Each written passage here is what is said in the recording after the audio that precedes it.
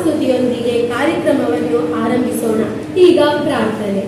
ಅವತು ಸುಧರ್ಮಂ ಶಪಯತು ಧರ್ಮಂ ವಂದೇ ಛಾತ್ರನಿಕಾಯಂ ರಕ್ಷಾನುದಿನಂ ಲೋಕಹಿತಾರ್ಥಂ ವಿಶ್ವಾಧಾರಂ ಮಹಿತ ಮಹಾಜನ ವಿದ್ಯಾಮಂದಿರೆ. ಈ ಕಾರ್ಯಕ್ರಮಕ್ಕೆ ಆಗಮಿಸಿದವರೆಲ್ಲರನ್ನು ಸ್ವಾಗತಿಸುವುದು ನನ್ನ ಕರ್ತವ್ಯ. ಅವರನ್ನು ನಮ್ಮೆಲ್ಲರ ಪರವಾಗಿ ಸ್ವಾಗತ.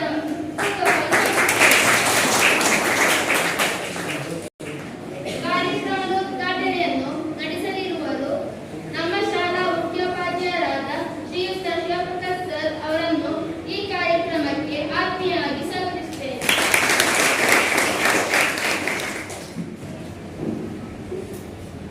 ಈ ಕಾರ್ಯಕ್ರಮದಲ್ಲಿ ಮುಖ್ಯ ಅತಿಥಿಗಳಾಗಿ ಇರುವರು ನಮ್ಮ ಶಾಲಾ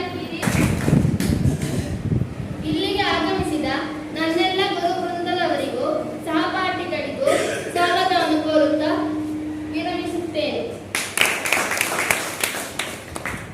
ವಿವಿಧ ರೀತಿಯ ಕ್ಲಬ್ಗಳನ್ನು ರಚಿಸಿದ್ದೇವೆ. ಇವತ್ತು ಈಗಾಗಲೇ ಒಂದು ಇದನ್ನು ಮಾಡಿದ್ದಾರೆ. ಅದಕ್ಕೆ ಸಂಬಂಧಪಟ್ಟ ಟೀಚರ್ಸು ಚಾರ್ಜ್ ಕೊಟ್ಟಿದ್ದಾರೆ. ಸೈನ್ಸಿಗೆ ಒಬ್ಬರು ಟೀಚರು, ಸೋಷಿಯಲ್ ಒಬ್ಬರು, ಇಂಗ್ಲೀಷಿಗೆ ಒಬ್ಬರು, ಮ್ಯಾಥ್ಸಿಗೆ ಒಬ್ಬರು, ಬೇರೆ ಬೇರೆ ಟೀಚರ್ಸ್ ಚಾರ್ಜ್ ತಗೊಂಡಿದ್ದಾರೆ. ನಿಮಗೆ ನೋಟಿಸ್ ಎಲ್ಲ ಬಂದಿರ್ಬೋದು, ಹೆಸರು ಕೊಡಿ ಸೇರಿ ಇದೆಲ್ಲ ಬಂದಿರ್ಬೋದು. ಹಾಗೆ ತಗೊಂಡ ನಂತರ ನೀವು ಕಂಡುಹಿಡಿದಂಥ ವಸ್ತುಗಳು ಅದು ಅದರಲ್ಲಿ ನಿಮಗೆ ಆ ಸಬ್ಜೆಕ್ಟ್ನಲ್ಲಿ ಕ್ಲಾಸ್ ಟೀಚರ್ ಕೇಳಿದರೆ ಅವರು ಹೇಳಿಕೊಡ್ತಾರೆ. ಅದಕ್ಕೆ ಮುಂದುವರೆದ ಭಾಗ ಆಗಿರ್ತದೆ. ಅಂಕ ತೆಗೆಯುವುದು ಮಾತ್ರವಲ್ಲ, ಅಲ್ಲಿ ಕೆಲವು ಪಾಠ್ಯೇತರ ಚಟುವಟಿಕೆಗಳಿಗೂ ನಾವು ಪ್ರಾಧಾನ್ಯತೆ ನೀಡಬೇಕಾಗಿದೆ. ಘಟಯಾಮೋ ನವ ಸಂಘಟನಂ ರಚಯಾಮೋ ನವಮಿತಿಹಾಸಂ ಕೃತ್ವಾ ನವ ದೃಢ ಸಂಕಲ್ಪಂ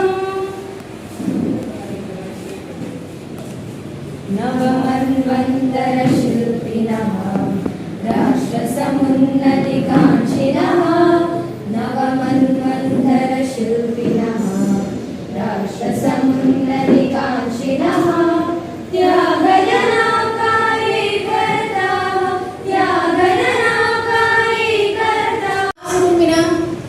ಒಳಗೆ ನಡೆಯುವಂತಹ ಕಲಿಕೆಯಲ್ಲ, ನಾವು ಹಲವು ಚಟುವಟಿಕೆಗಳಿಂದ, ಶಾಲೆಯಲ್ಲಿ ನಡೆಯುವ ಹಲವು ಚಟುವಟಿಕೆಗಳಿಂದ ನಮಗೆ ಕಲಿಕೆ ಸಿಗುತ್ತದೆ. ಅದರಿಂದ ಶಾಲೆಯಲ್ಲಿ ನಡೆಯುವಂತಹ ಯಾವುದೇ ಚಟುವಟಿಕೆಗಳಲ್ಲಿ ಭಾಗವಹಿಸಿ, ಅದರೊಂದಿಗೆ ಈ ಕ್ಲಬ್ ಚಟುವಟಿಕೆಗಳಲ್ಲೂ ಕೂಡ ಭಾಗವಹಿಸಿ ನಿಮ್ಮ ಸರ್ವತೋಮುಖ ಮಗುವಿನ ಸರ್ವಾಂಗೀಣ ಅಭಿವೃದ್ಧಿಯಲ್ಲಿ ವಿದ್ಯಾರಂಗ ಕಲಾ ಸಾಹಿತ್ಯ ವೇದಿಕೆ ಹಾಗೆಯೇ ಎಲ್ಲ ಕ್ಲಬ್ಗಳು ಕೂಡ ಪ್ರಧಾನ ಪಾತ್ರ ವಹಿಸುತ್ತವೆ. ಪ್ರತಿಯೊಂದು ಮಗುವಿನಲ್ಲೂ ಕೂಡ ಸೂಕ್ತ ಪ್ರತಿಭೆ ಅಡಗಿದೆ. ಆ ಪ್ರತಿಭೆಯನ್ನು ಅನಾವರಣಗೊಳಿಸುವುದಕ್ಕೆ ಇಂತಹ ವೇದಿಕೆಗಳು ಸಹಕಾರಿಯಾಗಿವೆ. ಆ ಬಗ್ಗೆ ಕೆಲವು ವಿವರಣೆಗಳನ್ನು ನೀಡಲಿದ್ದಾರೆ 9ನೇ ತರಗತಿಯ ಅಂಜನಾ ಮತ್ತು ಬಳಗದವರು. ಪ್ರಣಾಳ ಶಿಶುವಿನಿಂದ ಜನಿಸಿದರು.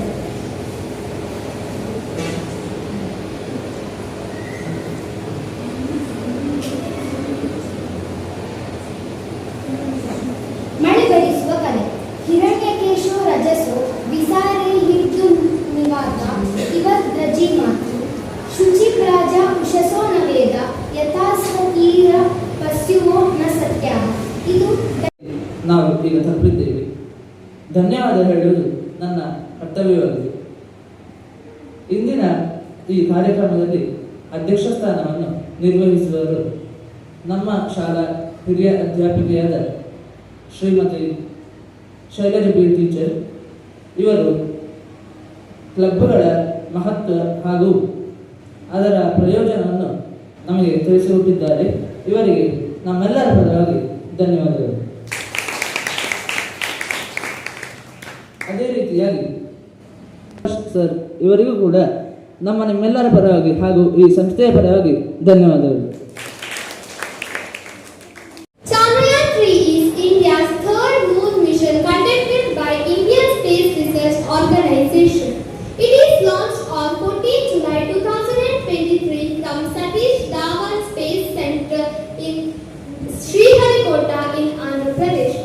The main on the surface of the moon and to science experiment on the lunar surface. While the PM carries landers and rovers configuration and provides propulsion and altitude for the entire mission, the rover will be used to explore and collect scientific data. According to the report, the cost ಭಾಷಾಭೇದವಿಲ್ಲದೆ ಜಾತಿ ಭೇದವಿಲ್ಲದೆ ವಿಜ್ಞಾನವು ಎಲ್ಲ ಕಡೆಯಲ್ಲೂ ಎಲ್ಲರಿಗೂ ಅತಿ ಅಗತ್ಯವೆನಿಸಿದೆ. ಹಾಗಾದರೆ ನಾವೀಗ ಸಂಸ್ಕೃತದಲ್ಲಿ ವಿಜ್ಞಾನ ಹೇಗೆ ಎಂಬ ವಿಚಾರದ ಕುರಿತು ತಿಳಿಯೋಣ. 9 C ತರಗತಿಯ ಅನಘಲಕ್ಷ್ಮಿ ಮತ್ತು ಬಳಗದವರನ್ನು ಈ ಕಾರ್ಯಕ್ರಮ ನಡೆಸಿಕೊಳ್ಳುವುದಕ್ಕಾಗಿ ವೇದಿಕೆಗೆ ಆಹ್ವಾನಿಸುತ್ತೇವೆ. ವಂದನೆಗಳು. ಸಂಸ್ಕೃತವೆಂಬುದು ದೇವರ ಭಾಷೆ ಎಂದೇ ಪ್ರಸಿದ್ಧವಾದ ಭಾಷೆಯಾಗಿದೆ.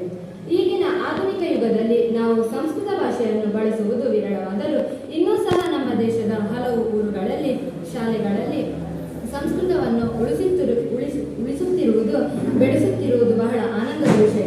ಸೈನ್ಸ್ ಇನ್ ಸಂಸ್ಕೃತ್, ವಿಜ್ಞಾನವು ಸಂಸ್ಕೃತದಿಂದ ಎಂಬ ವಿಷಯದ ಕುರಿತು ನಾವು ಒಂದೆರಡು ಮಾತುಗಳನ್ನಾಡ ಬಯಸುತ್ತೇವೆ. ನಾವು ಮಾತನಾಡುವ ಕನ್ನಡ, ಮಲಯಾಳಂ ಭಾಷೆಗಳಿಂದ ಹಿಡಿದು ವಿಜ್ಞಾನದವರೆಗೆ ಹೆಚ್ಚಿನ ವಿಚಾರಗಳು ಸಂಸ್ಕೃತದಿಂದ ಸೃಷ್ಟಿಸಲ್ಪಟ್ಟಿವೆ.